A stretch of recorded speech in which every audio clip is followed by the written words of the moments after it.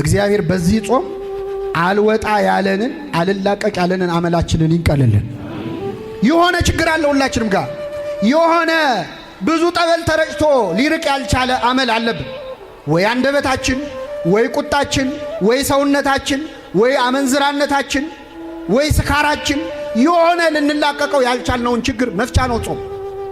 ቅዱስ ያሬድ ማር ይስሐቅ ይላል እማ ለጸሎት ጾም የጸሎት እናት ነች። ጸሎት ይወለዳል በጾም። የጸሎት ሕይወት የሌለው ሰው እስቲ እችን ሰሞን ይጸልይ። ምክንያቱም ጾም ወደ ጸሎት ይገፋፋል። ልብ ብላችሁ ከሆነ ወደ ቤተ ክርስቲያን ብዙ ሰው የሚመጣው በፍስክ ነው ወይስ በጾም? አያችሁ፣ እማ ለጸሎት ትገፋፋል።